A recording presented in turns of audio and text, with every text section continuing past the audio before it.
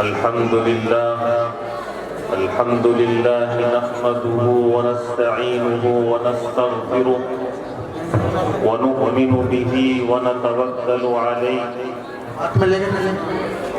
ونعوذ بالله من شرور أنفسنا ومن سيئات أعمالنا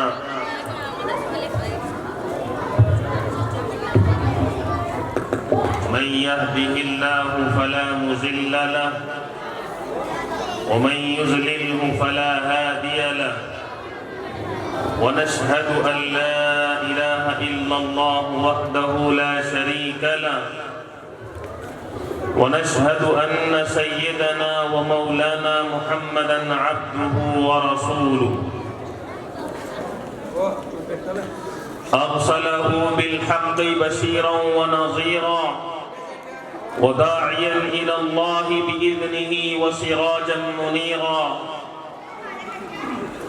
فأعوذ بالله من الشيطان الرجيم بسم الله الرحمن الرحيم وابتغ فيما آتاك الله الدار الآخرة ولا تنس نصيبك من الدنيا وأحسن كما أحسن الله إليك ولا تبغ الفساد في الأرض إن الله لا يحب المفسدين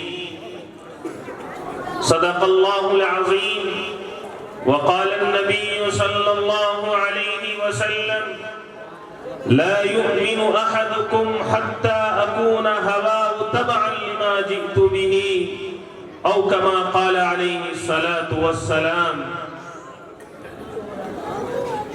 کچھ کفر نے فتنے پھیلائے کچھ ظلم نے شعلے بھڑکائے کچھ کفر نے فتنے پھیلائے کچھ ظلم نے شعلے بھڑکائے سینوں میں عداوت جاگ اٹھی انسان سے انسان ٹکرائے پامال کیا برباد کیا کمزور کو طاقت والوں نے جب ظلم و ستم حد سے گزرا تشریف محمد لے آئے رحمت کی گھٹائیں برسائیں دنیا کی امیدیں بر آئیں اکرام و عطا کی بارش کی اخلاق کے موتی برسائے اور تہذیب کی شمع روشن کی اونٹوں کے چرانے والوں نے تہذیب کی شمع روشن کی اونٹوں کے چرانے والوں نے کانٹوں کو گلوں کی قیمت دی ذروں کے مقدر چمکائے اور کعبے کی زمین اور عرش کہاں پل بھر میں کہاں دم بھر میں کہاں پتھر کو عطا کی گویائی اور چاند کے ٹکڑے فرمائے عورت کو حیا کی چادر دی غیرت کا غازہ بھی بخشا عورت کو حیا کی چادر دی غیرت کا غازہ بھی بخشا شیشوں میں نزاکت پیدا کی کردار کے جوہر چمکائے اور توحید کا دھارا رک نہ سکا اسلام کا پرچم جھک نہ سکا کفار بہت کچھ جھنجھلائے شیطان ہزاروں بل کھائے اور اے نام محمد صلی علی ماہر کے لیے تو سب کچھ ہے اے نام محمد صلی علی ماہر کے لیے تو سب کچھ ہے ہونٹوں پہ تبسم بھی آیا آنکھوں میں بھی آنسو بھر آئے عزیزان گرامی قدر بزرگوں عزیز ساتھیوں حق جل مجدہ کا احسان عظیم ہے کہ اس رب نے آج کے اس پر رونق اور باوقار اجلاس کے اندر ہم کو آنے کی توفیق عطا فرمائی دوستوں اور بزرگوں آج جس رات میں آپ اور ہم یہاں پر جمع ہیں یہ رات کوئی معمولی رات نہیں ہے بلکہ یہ رات تو شب برات کی رات ہے جس رات میں اللہ تبارک و تعالی لوگوں کے فیصلے فرماتا ہے مغفرت فرماتا ہے اور اللہ تعالی لوگوں کے مقدروں کو لکھتا ہے آنے والے سال میں کون رہے گا اور کون نہیں رہے گا دوستوں اور بزرگوں اس رات کے اندر اللہ تعالیٰ نے ہمیں اور آپ کو یہاں پر جمع کر دیا، یقیناً یہ ہمارے لیے خوش نصیبی کا مقام ہے اور ہمارے لیے بڑی عزت کا مقام ہے کہ اللہ تعالیٰ نے اپنے حبیب کے گھر میں ہمیں اور آپ کو یہاں پر جمع کر دیا۔ دوستو اور بزرگوں، آج اس مدرسے کے اندر آپ یہاں پر جمع ہوئے ہیں۔ یہ مدرسہ کون سا مدرسہ ہے؟ آپ کو ذرا سی اس پر روشنی ڈال کر کے بتلاؤں گا۔ یہ وہی مدرسہ ہے جس مدرسے کو میرے آقا نے صفے کے چبوترے پر قائم کیا تھا۔ میرے آقا نے صحابہ کو سب سے پہلا درس دیا تھا، صحابہ کے سامنے سب سے پہلے قرآن کی آیات پیش کی تھی۔ کون سی آیت تھی وہ جس کو میرے آقا نے صفے کے چبوترے پر پیش کیا تھا؟ وہ یہی آیت ہے، اقرأ بسم ربک الذی خلق خلق الانسان من علق اقرأ وربک الاکرم الذی علم بالقلم علم الانسان ما لم يعلم۔ یہ وہی آیات ہیں جن آیات کو میرے رب نے اللہ کے نبی علیہ السلام کے اوپر جبل نور کے اوپر سب سے پہلے نازل فرمایا تھا۔ اللہ تعالیٰ نے جبریل امین کو بھیجا تھا، جاؤ میرے حبیب کے اوپر آج نبوت کا تاج رکھ کر کے آؤ، ان کو کائنات کا سردار بنا کر کے آؤ۔ چنانچہ جبریل امین آئے، آقا کے اوپر قرآن کی یہ پہلی 5 آیتیں نازل کی ہے۔ میرے بھائیوں، میں عرض کر رہا تھا کہ اللہ کے نبی علیہ السلام نے اس مدرسے کی شروعات صفا کے چبوترے پر کی تھی۔ صحابہ کو قرآن کا درس دیا تھا، صحابہ کو قرآن پڑھایا تھا، صحابہ کو علم سکھلایا تھا، صحابہ کو دین کا پیغام وہاں پر دیا تھا۔ اور یہ مدرسہ صفا سے شروع ہوتا ہے اور اس کے بعد یہ مدرسہ کوفہ کی سرزمین پر پہنچتا ہے، اور اس کے بعد یہی مدرسہ ہے جو بغداد کی سرزمین پر پہنچتا ہے، اور اس کے بعد یہی مدرسہ ہے جو اس کے بعد سمرقند کی سرزمین پر پہنچتا ہے، اور کبھی بخارا کی سرزمین پر پہنچتا ہے۔ چنانچہ یہ مدرسہ وہاں سے چلتا رہا اور بخارا اور سمرقند کے ہوتے ساتھ، اور یہ مدرسہ ہندوستان کے اندر دارالعلوم دیوبند کی سرزمین پر پہنچتا ہے، اور دارالعلوم دیوبند کی سرزمین میں آ جانے کے بعد آج الحمدللہ اس مدرسے کی شاخیں پورے عالم کے اندر پھیلی ہوئی ہے۔ یہ وہی مدرسہ ہے جس مدرسے کو میرے آقا نے شروع کیا تھا۔ آج اسی دکھیری کی سرزمین پر یہ مدرسہ بنا ہوا ہے، جہاں پر اس مدرسے کے محتمم مولانا کلیم صاحب بڑی محنتوں کے ساتھ اس مدرسے کو چلا رہے ہیں، اور خدا کی قسم یہ نبی کے جیالے ہیں، یہ نبی کے میرے بھائیوں نبی کے علم کے رکھوالے ہیں۔ اور اللہ کی قسم جب تک یہ علماء باقی ہیں، جب تک یہ مدرسے باقی ہیں، ہمارا اور تمہارا تشخص باقی ہے۔ جس دن یہ علماء چلے جائیں گے، جس دن یہ مدارس بند ہو جائیں گے، اس دنیا سے ہمارا اور تمہارا تشخص کی ختم کر دیا جائے گا۔ دوستو اور بزرگوں، آج ہمیں یہ تہیہ کرنا ہے کہ انشاءاللہ العزیز جب تک ہماری زندگی باقی ہے، اللہ نے جو مال ہم کو دیا ہے، انشاءاللہ العزیز ان مدارس کی آبیاری اور ان کی آب پاشی کے لیے اپنی ہر طرح سے ہر ممکن کوشش کرتے ہوئے اپنے تن من دھن کو اس مدرسے کے لیے قربان کرتے رہیں گے۔ ارے بولو دکھیڑی کے مسلمانوں، قربان کرو گے کہ نہیں کرو گے؟ ہاتھ اٹھا کر کے بتا دو کہ انشاءاللہ کریں گے۔ اور میرے بھائیوں، آؤ آپ کو ایک پیغام اور دیتا چلوں۔ اللہ تعالیٰ نے قرآن کریم کے اندر فرمایا، خطبے کے اندر جو آیت کریمہ میں نے پڑھی تھی، اس آیت کے اندر سورہ قصص میں میرا رب کہتا ہے وَابْتَغِ فِيمَا آتَاكَ اللَّهُ الدَّارَ الْآخِرَةَ وَلَا تَنْسَ نَصِيبَكَ مِنَ الدُّنْيَا۔ اللہ تبارک و تعالیٰ اس آیت کے اندر کائنات کے تمام انسانوں کو یہ پیغام دے رہے ہیں کہ لوگوں، ہم تمہیں مال عطا کریں گے، ہم تمہیں دولتیں عطا کریں گے، لیکن یاد رکھو اگر تم اس مال کو باقی رکھنا چاہتے ہو، اگر تم اس دولت کو باقی رکھنا چاہتے ہو، ہماری کچھ شرائط ہیں، چند شرائط کے اوپر تمہیں عمل کرنا ہوگا۔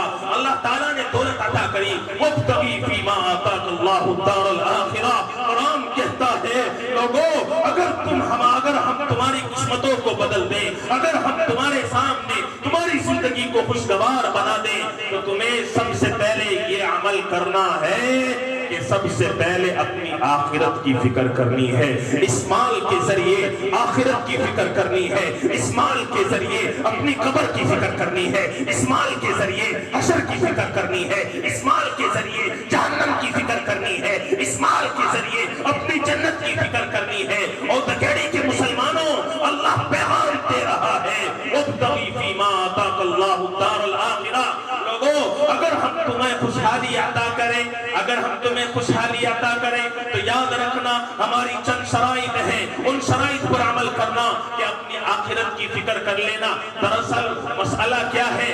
یہ آیت جو اللہ تعالیٰ نے قرآن میں نازل فرمائی، اللہ تعالیٰ نے اصل تو یہ آیا قارون کے لیے نازل کی تھی، اصل تو یہ پیغام قارون کے لیے ہے. اللہ تعالیٰ نے دنیا کے اندر قارون کو بہت دولت عطا فرمائی تھی. اس دنیا کے اندر قارون سے زیادہ مالدار کوئی نہیں تھا، بڑی دولتیں اس کو عطا فرمائی تھی، لیکن قارون نے ان چیزوں پر عمل نہیں کیا، قارون نے ان چیزوں کو نہیں اپنایا.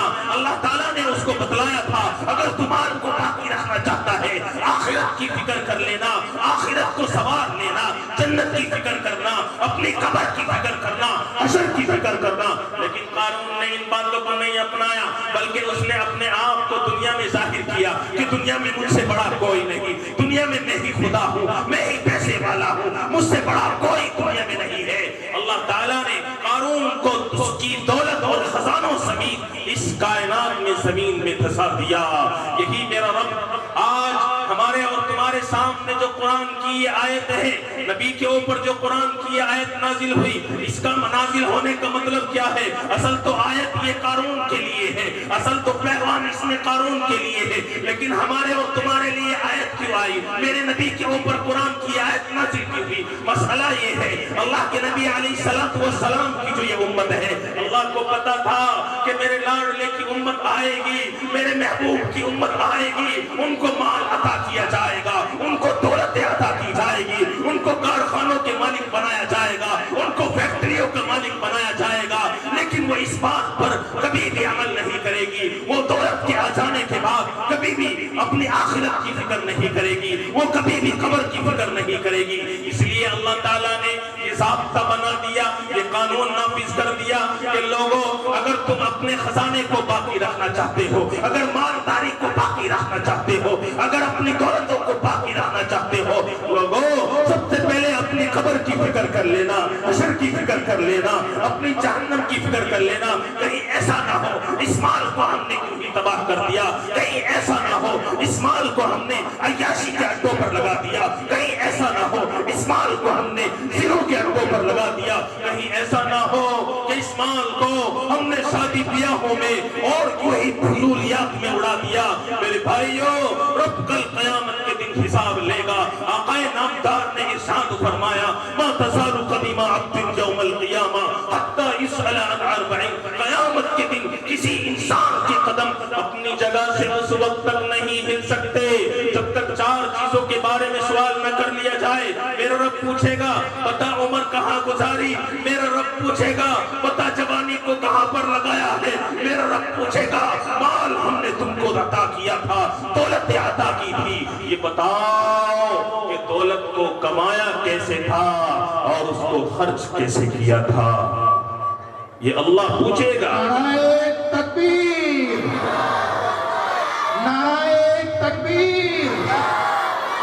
مفتی عارف صاحب، مفتی عارف صاحب مدرسہ امداد العلوم بھائی سوئے ہوئے ہیں. تو مسلمانوں، اللہ تبارک و تعالی نے ہمارے لیے ضابطہ بنایا ہے کہ اگر تم چاہتے ہو کہ ہماری زندگی خوشگوار گزرے اور ہماری دولتیں باقی رہیں اور ہماری مالداری باقی رہے، غربت کے دن ہمیں دیکھنے نہ پڑے، تو اللہ تبارک و تعالی کہہ رہا ہے وَابْتَغِي فِيمَا آتَاكَ اللَّهُ الدَّارَ الْآخِرَةَ. لوگوں اپنی آخرت کی فکر کر لینا، اپنی آخرت کو سنوار لینا. اللہ تعالیٰ نے جو دولت دی ہے اس دولت کو راہ خدا میں بھی قربان کرنا، اس دولت کو فقیروں میں بھی خرچ کرنا، اس دولت کو یتیموں پر بھی خرچ کرنا، اس دولت کو بیواؤں کے اوپر بھی خرچ کرنا، اس دولت کو مسجدوں میں بھی خرچ کرنا، اس دولت کو مدارس میں بھی خرچ کرنا، اس دولت کو علماء کے اوپر بھی خرچ کرنا. اللہ کہہ رہا ہے اگر تم چاہتے ہو کہ دولت بھی باقی رہے، عزت بھی باقی رہے اور تمہاری شان بھی باقی رہے، تو اس دولت کو راہ خدا میں خرچ کر کے، مدارس اور مساجد میں خرچ کر کے اپنی آخرت کی فکر کر لینا. اور ایسا نہ ہو کہ اس دولت کو تم نے اپنا تو لیا، اللہ نے دولت تو تمہیں دے دی لیکن اس دولت کو تم نے راہ خدا میں قربان نہ کیا. اس دولت کے ذریعے اللہ تعالیٰ نے جو فرائض خرچ نہ کیا. آج تو ہونے یہ لگا ہے کہ آج کا مسلمان اس دولت کے اندر اتنا ڈوب چکا ہے کہ وہ اللہ تعالیٰ کے حقوق کو بھول چکا ہے, اللہ تعالیٰ کی حدود کو بھول چکا ہے. شادی بیاہوں کے اندر کس قدر دولت کو اڑایا جاتا ہے, کس قدر شادی بیاہوں کے اندر فضولیات میں خرچ کیا جاتا ہے. اور دکھیڑی کے مسلمانوں, اے اللہ کے نیک بندو, ذرا میری بات توجہ سے سنو. اللہ تعالیٰ نے تو دولت اس لیے دی تھی کہ اس دولت کے ذریعے تم لوگوں کے کام آؤ اور بے سہاروں کا سہارا بنو, بیواؤں کو سہارا عطا کرو, یتیموں پر خرچ کرو, جیسے میرے آقا نے خرچ کیا تھا, جیسے میرے آقا نے اپنے مال کو سب یتیموں پر لٹایا تھا, بے سہاروں پر لٹایا تھا. اللہ کے نبی علیہ السلام کا تو یہاں تک معاملہ ہے, ایک مرتبہ ایک بکری آقا کی خدمت میں آتی ہے. اللہ کے نبی علیہ السلام نے حضرت عائشہ سے کہا کہ اس کا سارا گوشت تقسیم کر دیا جائے. حضرت عائشہ رضی اللہ تعالی عنہا پورے گوشت کو تقسیم کر دیتی ہے اور اللہ کے نبی آ کر کے پوچھتے ہیں عائشہ کیا باقی ہے. اللہ کے نبی نے فرمایا ایک ٹانگ کے سوا سارا گوشت تقسیم ہو چکا ہے. میرے آقا نے فرمایا کہ اس ٹانگ کے سوا ہر حصے پر ہمیں ثواب ملا ہے. میرے بھائیو, اللہ نے دولت دی ہے تو اسے خرچ کرو, خدا کی قسم ثواب ملے گا. اللہ دنیا بھی چمکائے گا, آخرت بھی چمکائے گا. اور اس دولت کو میرے بھائیو دنیا میں اس طرح خرچ کر کے جاؤ کہ آپ کی قبر بھی حسین ہو جائے, آپ کا حشر بھی صحیح ہو جائے, آپ کی میرے بھائیو جنت بھی وسیع ہو جائے. اس لیے اللہ کے نبی علیہ السلام ارشاد فرما رہے ہیں, اللہ کے نبی علیہ السلام ارشاد فرما رہے ہیں مال کو راہ خدا میں خرچ کرو, خرچ کرنے سے کبھی کمی نہیں آئے گی. اللہ ہمیشہ مال میں اضافہ فرماتے ہیں. تو میں عرض کرنے چلا, اللہ تعالیٰ قرآن میں کہہ رہے ہیں وَابْتَغِ فِيمَا آتَاكَ اللَّهُ الدَّارَ الْآخِرَةَ, اگر ہم تمہیں خوشحالی عطا کریں تو اپنی آخرت کی فکر کر لینا. اور میرے بھائیو اسی مال کے ذریعے اللہ نے جو حج فرض کیا ہے اس کو بھی ادا کر لینا. اس لیے کہ رب قرآن میں کہتا ہے وَلِلَّهِ عَلَى النَّاسِ حِجُّ الْبَيْتِ مَنِ اسْتَطَاعَ إِلَيْهِ سَبِيلًا. اللہ نے جن لوگوں کو وسائل عطا کیے ہیں کہ وہ وہاں کا سفر طے کر سکتے ہیں, خرچ کو برداشت کر سکتے ہیں, ان کے اوپر اللہ نے حج بھی فرض کیا ہے. لہذا مال کے ذریعے حج بھی ادا کرو, اللہ کو راضی کرو. آج تو ہمارے ہندوستان کے اندر یہ فیشن بن گیا ہے کہ لوگ عمرے پر جا کر حج کی فرضیت کو بھول جاتے ہیں اور کہتے ہیں کہ ہم تو عمرہ کر کے آ گئے, اب حج کی ہمیں ضرورت نہیں ہے. ایک سال میں کئی مرتبہ عمرے کو چلے جاتے ہیں. اور مسلمانوں, عمرہ کرنے سے حج کی فرضیت ادا نہیں ہوگی. حج تو حج کے مہینے میں ادا کرنے سے ادا ہوتا ہے, حج کے ارکان تو حج کے مہینے میں ادا کرنے سے ادا ہوتے ہیں. اس لیے اللہ تبارک و تعالیٰ کہہ رہا ہے وَلِلَّهِ عَلَى النَّاسِ حِجُّ الْبَيْتِ مَنِ اسْتَطَاعَ إِلَيْهِ سَبِيلًا. جن کے پاس وسائل موجود ہیں وہاں پہنچ سکتے ہیں, انہیں چاہیے کہ وہ حج ادا کریں اور حج کے مہینے میں حج کا سفر طے کریں. اور آگے میری بات تو سنو, اگر تمہارے پاس صرف اتنے پیسے ہیں کہ تم مدینے کا سفر نہیں کر سکتے, بس مکے کا خرچ برداشت کر سکتے ہیں, تو غور سے سنو دکھیڑی کے مسلمانوں, مکے کا سفر ہی حج کے ارکان میں سے ہے, مدینے کا سفر حج کے ارکان میں سے نہیں ہے. حج کے جتنے ارکان ہیں وہ مکے کی سرزمین پر ادا کیے جاتے ہیں. اگر آپ کے پاس مدینے جانے کے پیسے نہیں ہیں تو مکے میں رہ کر حج کے ارکان مکمل کر لیجئے اور وہیں سے واپس اگر آ جائیں تو آپ کا حج ادا ہو جائے گا. لیکن میرے بھائی جو وہاں جاتا ہے, کون ایسا ہے جو مکے پہنچ جائے اور مدینے نہ جائے؟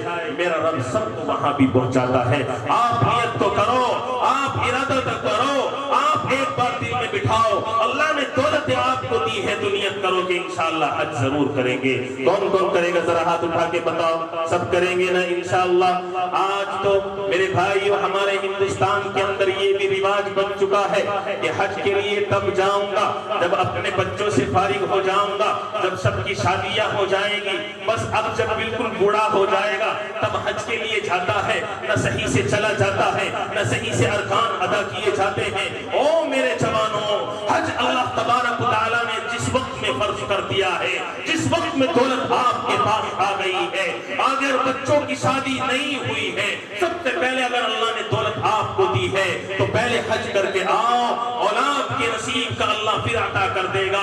یہ نہ سوچنا کہ پہلے میرے بچے شادی سے فارغ ہو جائیں، میری اولاد ہی مجھ کو حج ادا کرا دے گی۔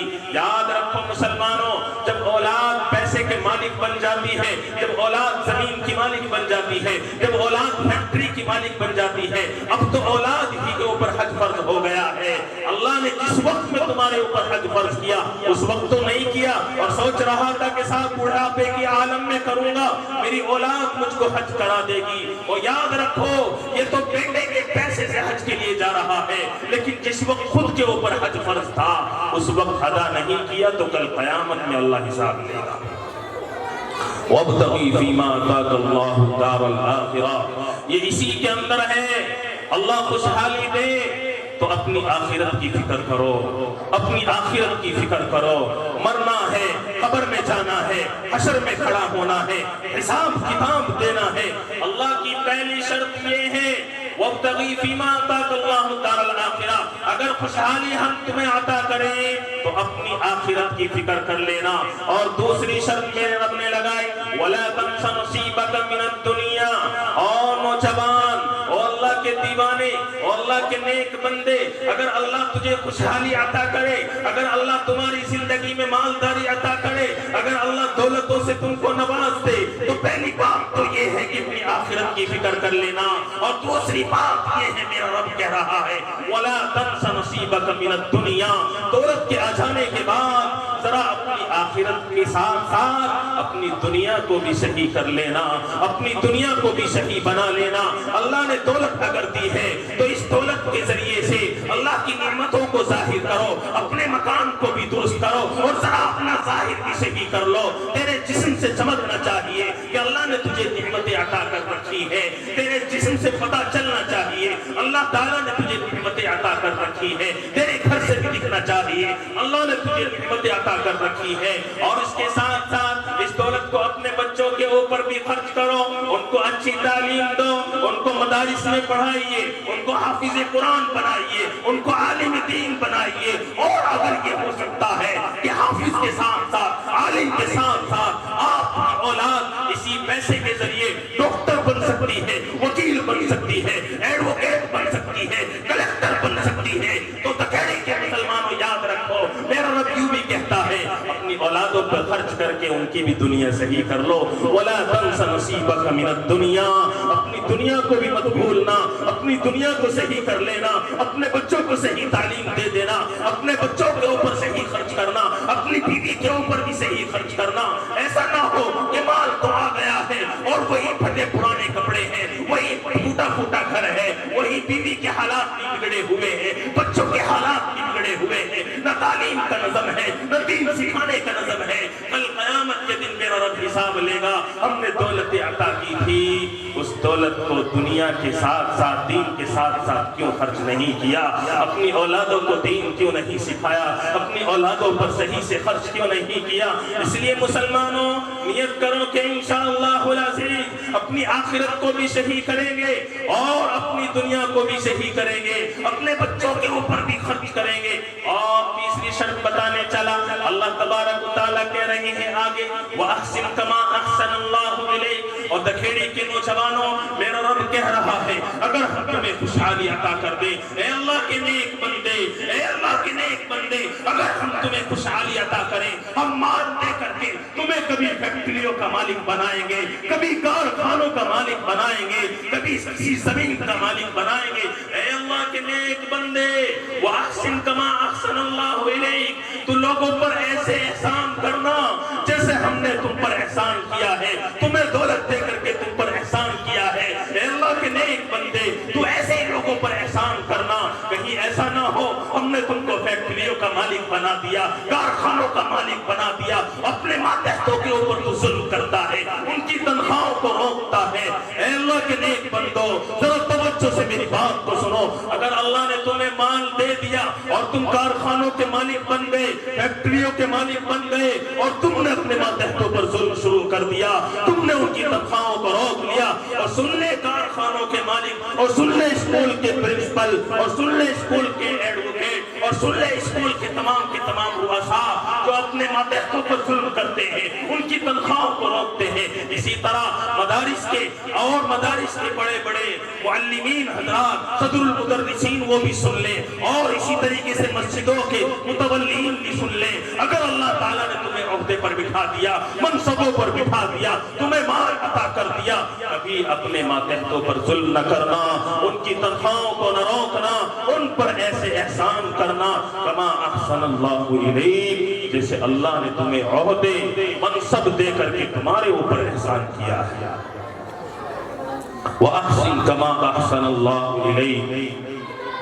اور آخری شرط آپ کو بتانے چلا، وَلَا تَبْغِ الْفَسَادَ فِي الْأَرْضِ۔ اگر اللہ نے تمہارے اوپر احسان کر دیا اور اللہ نے اگر تمہاری قسمتوں کو بنا دیا، اللہ نے خوشحالی اگر تمہیں عطا کر دی، تو لوگوں کبھی اس مال کے ذریعے سے زمین میں فساد نہ پھیلانا۔ آج تو ہوتا یہ ہے جیسے ہی مال ذرا قریب کو آتا ہے، لوگوں کے انداز بدل جاتے ہیں، چال میں فرق آ جاتا ہے، اور پڑوسیوں سے بات کرنے کے لیے تیار نہیں ہے۔ جو دوست تھے وہ اغیار ہو جاتے ہیں، ان کو پوچھنے کے لیے کوئی تیار نہیں، بھائی بھائی سے دور ہو جاتا ہے، اور ذرا سی بات جیسے ہی بگڑتی ہے ایک دوسرے کے خلاف FIR کرتے ہیں، کورٹ کچہریوں میں پہنچتے ہیں، تھانوں میں پہنچتے ہیں، اور مال کو تباہ و برباد کیا جاتا ہے، زمین میں فساد پھیلانے کا کام کیا جاتا ہے۔ میرا رب کہہ رہا ہے وَلَا تَبْغِ الْفَسَادَ فِي الْأَرْضِ۔ اور لوگوں، اگر میں تمہیں خوشحالی عطا کر دوں، اس مال کے ذریعے کبھی زمین میں فساد نہ پھیلانا۔ اگر نہیں پھیلاؤ گے تو مال باقی رہے گا، عزتیں باقی رہے گی، خوشحالی باقی رہے گی، مالداری باقی رہے گی، اور اللہ تعالیٰ تمہاری عزتوں کو بھی باقی رکھے گا۔ وَلَا تَبْغِ الْفَسَادَ فِي الْأَرْضِ۔ زمین میں کبھی فساد مت پھیلانا، اللہ اس مال کو کبھی ختم ہونے نہیں دے گا، اللہ عزتوں کو کبھی ختم ہونے نہیں دے گا۔ تو میرے بھائیو، یہ چار باتیں آپ کے سامنے میں نے ذکر کی۔ وَابْتَغِي فِي مَا آتَاكَ اللَّهُ الدَّارَ الْآخِرَةَ۔ اگر اللہ تمہاری زندگی کو خوشحال بنا دے تو سب سے پہلی اپنی آخرت کی فکر کر لینا، اور دوسری بات یہ ہے اپنی دنیا کو بھی صحیح کر لینا، اور تیسری بات یہ ہے کہ اللہ نے جیسے مال دے کر احسان کیا ہے ایسی اپنے ماتحتوں کے اوپر احسان کیجئے۔ اور چوتھی بات یہ ہے کہ اس مال کے آ جانے کے بعد زمین میں کبھی فساد نہ پھیلانا، اگر کر مت چلنا، اپنے تیوروں کو مت بدلنا، بلکہ اخلاص کے ساتھ دنیا میں رہ کر کے اللہ کو راضی کرنا، اور اس مال کو ہر طرح سے ہر شعبوں میں خرچ کرنے کی کوشش کرنا۔ اس لیے دکھیڑی کے مسلمانوں، ذرا آج فکر کر لو، اس شب برات کی رات میں اس بات کا تحیہ اور مسلم کر لیں کہ اللہ نے ہم کو جو مال دیا ہے، انشاءاللہ العزیز آج اس شب برات کی رات میں مدرسہ امداد العلوم کے اندر انشاءاللہ اپنے مال کو خرچ کر کے اپنی آخرت کو فکر کر کے جائیں گے۔ بتاؤ مسلمانوں، کون کون تیار ہے کہ انشاءاللہ اپنے مال کو اس مدرسے میں خرچ کریں گے اور اپنی آخرت کو ہم سب بنانے کے لیے تیار ہیں؟ ہاتھ اٹھا کر بتاؤ، سبھی تیار ہیں؟ ماشاءاللہ۔ تو مسلمانوں آ جاؤ،